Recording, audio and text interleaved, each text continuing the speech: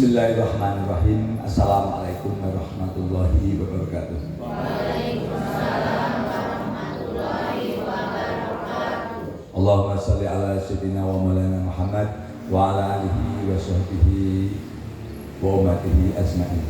Rabbi zidni ilma warzuqni fahma, Rabbi shrah li sadri wa yassir li amri wahlul 'uqdatam min lisani yafqahu qawli.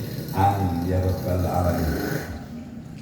Pada hadirin jamaah Masjid Agung Al-Asta yang saya hormati, yang dirahmati Allah SWT, pada kesempatan pagi hari ini Selasa tanggal 28 Mei tahun 2024, saya akan membacakan kitab Wasiatul Mustafa, wasiatnya Nabi Muhammad SAW kepada baginda Sayyidina Ali karramallahu wajhah, yang mana beliau adalah ya sahabatnya, keponakannya, dan anak didiknya dari sejak remaja hingga Kanjeng Muhammad SAW wafat. Dan juga menantunya Kanjeng Nabi. Sayyidina Ali itu menantunya Kanjeng Nabi satu-satunya yang istilahnya paling disayangi. Dia menantu Kanjeng Nabi juga. Satu Sayyidina Ali karramallahu wajhah, dua Sayyidina Utsman bin Affan. Sayyidina Utsman bin Affan itu juga menantu Kanjeng Nabi Muhammad SAW. Maka rata-rata tahunnya hanya Sayyidina Ali. Padahal Sayyidina Utsman itu juga pernah menikahi putrinya Kanjeng Nabi, cuman wafat. Istrinya itu wafat, kemudian tidak memiliki keturunan karena wafat. Ini semoga dengan kita mengaji Wasiat Mustafa ini sedikit, tapi insya Allah akan menjadi ilmu, karena simpel, nyata, bisa dipraktekkan dan kebaikannya bisa dirasakan. Ya Ali, wahai Ali, tamanna, berharaplah Jibril, malaikat Jibril, ayyakuna min bani Adamah, seandainya aku menjadi seorang manusia anak Adam. Disabti hisal, karena 7 perkara. Satu, as-sholawatul khamsi ma'al imam, sholat berjamaah bersama imam. Artinya sholat berjamaah dengan imam itu, yang berjamaah pas dengan imam ya. Itu artinya bagian dari keinginan malaikat Jibril. Wa majalasa bil ulama, dan berkumpul dengan para alim ulama. Karena berkumpul dengan ulama itu pasti akan mendapatkan keberkahan yang nyata, pakai logika ilmu, mendapatkan ilmu. Itu ulama itu apapun. Ulama itu ulama yang memiliki ilmu pengetahuan baik agama maupun umum, dia kompeten di situ dan diutamakan yang mengamalkan. Kemudian wayadatul marid, dan menengok orang yang sakit. Wayadatul marid, dan menengok orang yang sakit. Wa tasbihil janazah, dan mengantar orang yang meninggal atau mengantar jenazah. Wa syakil ma'i, dan berikan air pada orang yang kehausan atau air apapun. Makanya di antaranya katakanlah yang namanya amal jariah semuanya sampai mati pernah putus itu: 1, membangun masjid; 2, membangun madrasah. Selama dipakai thalabul ilmi ini tidak pernah putus itu selama madrasah. Tapi bukan bisnis, tapi kalau contoh bikin kayak sekolah-sekolah pondok-pondok modern, kemudian tujuannya untuk bisnis, ya udah dibayar Gusti Allah saat itu kan. Orang sekolah bayar, kalau perlu untung besar, kemudian dari makan dapat untung, itu sudah. Artinya benar-benar fisabilillah, membangun masjid karena Allah.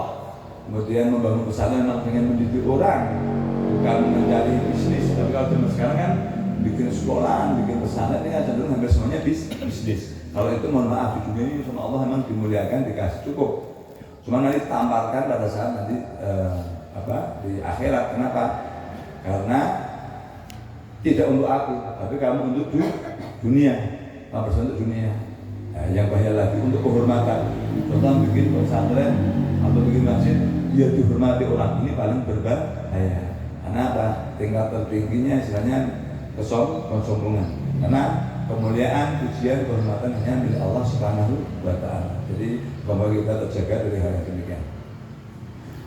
Kemudian wasakil ma'in, membeli air. Kemudian tak lanjutkan lagi.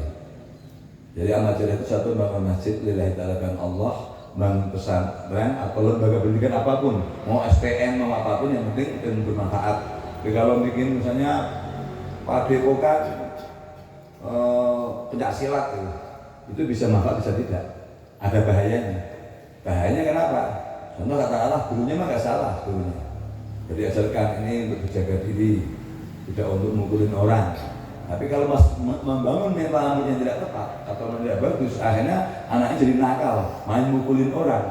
Ini mohon maaf, gurunya terus ikut bertanggung jawab. Makanya kalau saya ngajarin yang demikian ya hati-hati. Tapi kalau ngajarin cara membongkar mobil drone mesin, ini selama cari nafkah terus mendapat pahala. Jadi jangan digambarkan yang namanya ilmu pengetahuan bermanfaat itu hanya ilmu sholat, ngaji, bukan.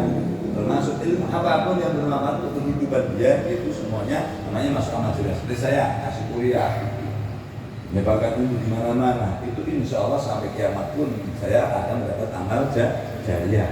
Yang Bapak Ibu semua tak sedikit berpartisipasi itu demikian, itu amal jariah. Ini contoh Mbak Hadeng, aku ngiring ojek ini ramalillahi ta'ala, hatinya terus ikhlas. Insya Allah ini mah selama dilantunkan terus iringannya aku sama Mbak Hadeng ini terus amal jariah sampai kiamat. Ini pentingnya pemahaman, pengetahuan. Kalau kita memahami pengetahuan, ilmu, akhirnya melaksanakan apa itu dengan seluruh kesadaran penuh. Tapi kalau nggak tahu ilmunya kan naon-naon, akhirnya seperti itu kan. Itulah pentingnya ilmu pengetahuan.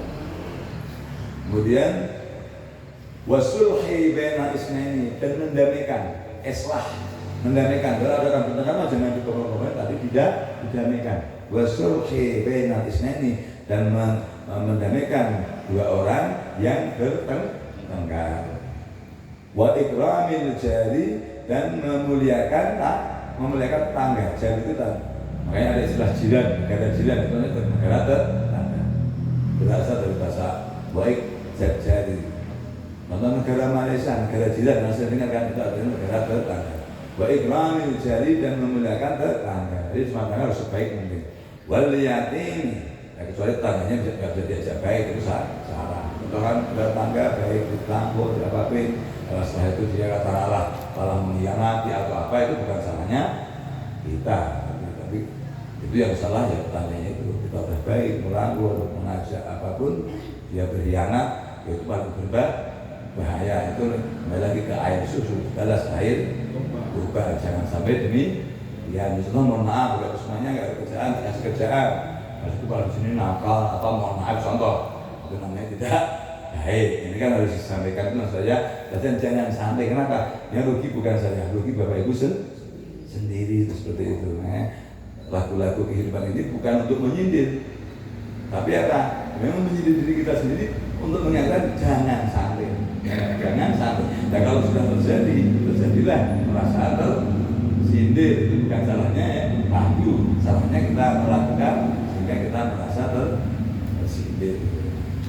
Apalagi saudara itu kan bagaimanapun juga Bapak Ibu semuanya ya. Ini makanya Kanjeng Nabi sering memerintahkan. Jadi jangan pernah memutus persaudaraan. Di antara dosa, tapi bukan dosa yang nggak diampuni ya. Dosa paling berat itu adalah memutus persaudaraan. Makanya bahasa Islam. Makanya kalau saya dosa, mohon maaf. Saya makan berusaha menggabungkan. Bagaimana saya sama kakak saya Pak Haji bergabung, sama Mas Sumana, sama Mbak Imas, sama Mbak, saya berusaha merangkul itu, saya tulus. Alhamdulillah berhasil. Mbak, kalau sudah dirangkul saya mau, itu bukan salahnya saya. Itu apa? Kenapa?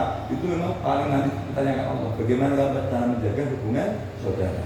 Kalau kata orang Jawa, ini yang namanya saudara itu tega warasnya, tega saat tapi itu nggak akan tega saat sakitnya, nggak tega kita pas saat sakit. Kita udah nggak akan tega. Saat sakit masih tega nggak mau nih. Saat mati itu tidak akan tega. Itulah saudara. Makanya kan saudara itu harus kita jaga. Saudara Islam ini dia itu paling penting itu, dan pokoknya jangan sampai memutus tali persaudaraan. Tapi kalau kita diputus tidak apa-apa. Apa kewajibannya kalau kita diputus persaudaraan? Kewajibannya kita tetap bersilaturahim. Itu kalau kita menjadi malaikat, bersilaturahim. Itu tapi benar saya menyampaikan ya hak. Contoh, ada saudara kita harus silaturahim tetap. Silaturahim itu bentuknya memberikan kasih sayang apapun itu setelah terjadi. Kalau kebenaran harus disampaikan, itu kewajiban. Mendoakan biar Allah SWT memberikan kebaikan seperti yang harus. Itu insya Allah. Nah, nanti kalau sudah begitu nanti menunggu hidayah dari Allah Subhanahu wa Ta'ala. Tapi kalau sudah berkali-kali, kalau kata Mas Hasan namanya susah dirubah. Namanya karakter. Makanya karakter itu saya bangun apa dari anak-anak ya, anak-anak tersebut paling penting karakter. Nomor satu jujur, kemudian katakanlah bertanggung jawab, tolong buang sampah itu tempat kita harus bertanggung jawab. Kalau anak itu dari situ, kalau anak itu sudah mulai tidak jujur, itu sudah membangun terus. Katakanlah punya uang enggak, lapar, makan, belajar enggak, simpel, hal simpel. Makanya ke anak itu tetap istilahnya seperti tarik ulur layangan, jangan sampai katakanlah terlalu dulu keras, jangan. Kalau keras jangan. Kalau kita ke anak terlalu keras, main tumpeleng, main ngomong kasar, ini anak juga akan berkarakter kasar. Tapi kalau terlalu kita lepas, yang namanya anak belum punya akal pikiran yang istilahnya sempurna, otomatis dia akan semaunya sendiri. Jadi artinya tarik ulur, intinya roh kita mendidik semua anak siapapun itu dengan kasih sayang. Dasar kita walaupun keras dulu push up, itu tujuannya untuk mendidik. Sama jujur kalau anak ngaji itu kalau dia nggak apa udah 3 kali atau push up 10 kali. Saya bukan kejam. Ini laki-laki harus menjadi orang yang kuat karena akan menjadi tumpuan rumah tangganya. Seperti itu. Itu membangun karakter.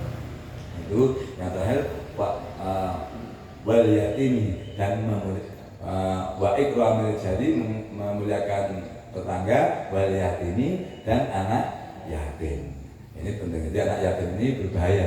Anak yatim itu semua bapak semua juga banyak yatim, bukan. Yatim itu yang bawa akil balik. Jadi contoh katakanlah misalnya Mak Maimunah itu bukan yatim. Karena saya kan maksudnya itu yatim itu yang kalau perempuan contohnya belum menstruasi, itu berarti ya yatim. Cuman kalau laki-laki belum akil balik, belum mimpi basah atau di bawah 14 tahun, bagaimana udah SMA bukan yatim. SMA udah 17 tahun itu artinya apa dicontohkannya Sayyidina Ali itu pertama kali usia 11 tahun dan jadi pemimpin. Jadi artinya ketika usia udah atas balik itu bertanggung jawab terhadap apa yang mereka lakukan. Terus orang tua bagaimana? Orang tua selalu mengantarkan sampai ke sana, mendidik agama, mendidik ilmu umum, membekali segalanya, itu sudah menjadi tanggung jawabnya anak itu sendiri. Tetapi kalau orang tua mengantarkan, sekalipun usianya sudah 50 tahun nanti meninggal, tetap orang tua dimintai bertanggung jawabannya. Jadi demikian, semoga bermanfaat. Allah SWT memberikan rahmat kepada kita sehingga kita diberikan kemampuan untuk mengamalkan segala apa yang kita pelajari. Billahi hidayah. Wassalamualaikum warahmatullahi wabarakatuh.